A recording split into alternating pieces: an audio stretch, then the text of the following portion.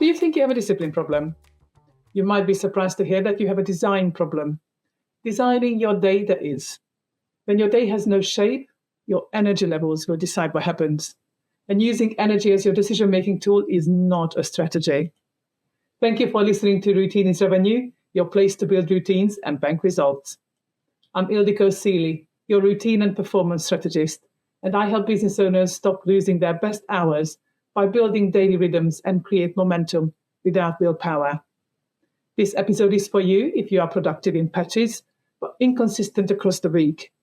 If you are ready to stop relying on motivation, which doesn't exist, by the way, and start designing your day on determination instead, let's go. Today we look at rhythm and routines, the dependable daily patterns that reduce decision load, protect your energy, and create momentum without relying on discipline alone. It is about building a structure that holds you when that elusive motivation does not show up. Let me ask you something.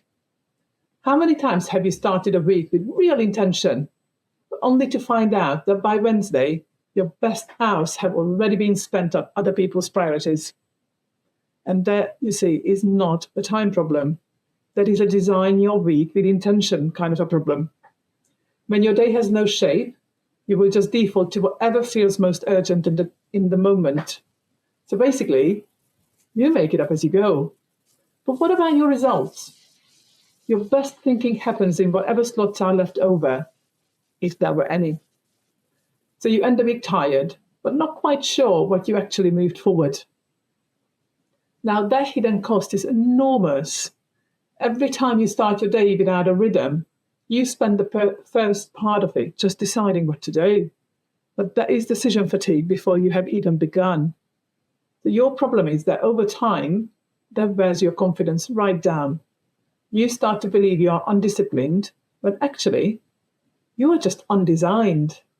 If you listened to last week's episode with Alessandro, you'd recognize that we landed on something very similar, just from a different angle. Your body and your mind already run on rhythm. The problem is not that you lack discipline, it is that your rhythms are either unconscious or misaligned. So rhythm and routines give your day a spine. They reduce the number of decisions you need to make, and they protect your energy for the work that actually matters. And guess what? They create a compounding effect. One good day leads to another, and then another. Not because of your willpower, but because the structure does the heavy lifting for you. So do you want to see how that works in practice? Well, let's have a look at what actually helps. Now, rhythm starts before your working day does. What you do in that first 90 minutes of your morning sets the tone for everything that follows. Not necessarily in a rigid, punishing kind of way, but in a grounding, orienting way. When you have an anchor at the start of the day, your nervous system settles down instead of spiking. That starts you off with thinking clearly. Then you arrive at your work already in motion rather than scrambling to find your footing. Now, the same applies at the end of the day. A deliberate close-down routine signals to your brain that work is done. That boundary protects your recovery, which in turn protects tomorrow's energy. And in between that morning routine and close-down routine, the key is that you're not filling every single hour. The key is to create predictable blocks. So, for example, set a focused work period in the morning when your cognition is supposed to be the sharpest, although I know it's not for everyone. It's not for me either. And then a proper break that includes fuel and movement. And then an afternoon block, or maybe two, for deeper or more relational work. This is very simple, but very consistent. And then, consequently, it's sustainable. You see, rhythm isn't about perfection. It's about having a structure to return to when things go sideways, because they always will. So the goal is not to follow your routine every single day without fail. The goal is to have one that pulls you back when life pulls you out of course. So just like my story on the playground in last week's newsletter, but if you don't subscribe to it, just drop me a line and I'll send you a link. So I want to tell you about my morning routine, because I think what I talk about will land very differently when you hear what it actually took me to build it. Now, nearly 4 years ago I had no real morning routine, well, no morning routine at all. I was living what you might call a standard life, getting up late, getting up midday, whatever it brought along. Now, 4 years on, my alarm goes off early. I'm willingly up at 5:45.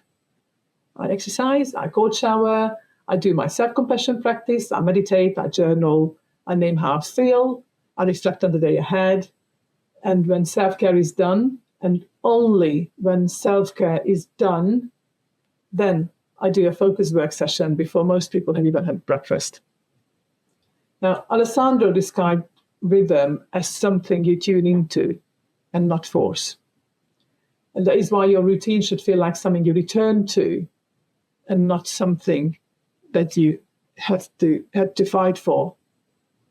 The result? My energy levels are the highest they have ever been in my adult life. And my business is being built in those early hours in focused, intentional blocks.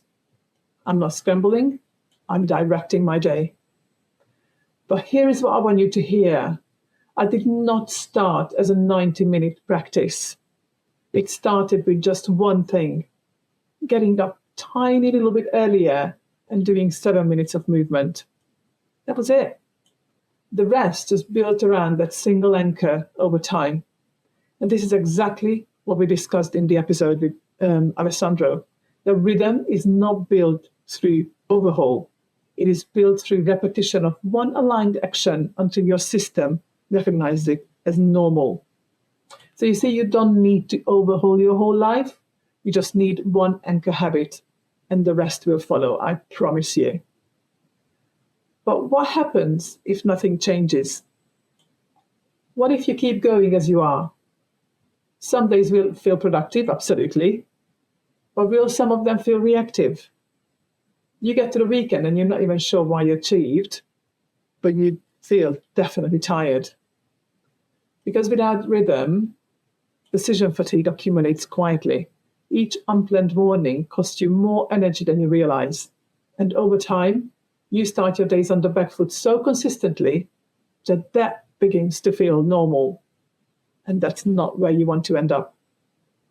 Because the deeper risk is not inefficiency, it's the slow erosion of your sense of agency. When your day runs you rather than the other way around, you start to feel like a passenger in your own business. And that is not where your best work comes from. I'm sure you would agree. In stark contrast, a designed day does not constrain you. It actually frees you up. Without one, the freedom you think you have is just unmanaged chaos calling itself flexibility. When your internal rhythm is off, everything feels harder than it should because you are working against your own system. So when do you think is the right time to design your day with intention? Is it when you are tired of starting every week already behind? Is it when you realize that your best hours keep disappearing before you get to use them? That time is now. Because by now you must absolutely realize that every single unanchored morning compounds just like every single anchored one does too. And if this has resonated with you, then your next step is very simple. I'm leading the routine revolution, and as part of my 52 to 52 campaign, I'm offering one private routine audit conversation every week for 52 weeks, starting this week to mark my 52nd birthday on the 7th of April. These are one-to-one conversations for business owners who want the structure and consistency without burnout. It's not a sales pitch. It's just one focused hour to look at your routines and find out what health pillar is missing. And if this episode showed you where your rhythm is currently working against you, then that's exactly what we need to address in the audit.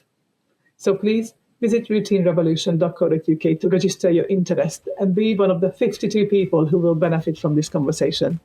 So please, design your week before it designs you. And remember, a healthier you makes a wealthier you.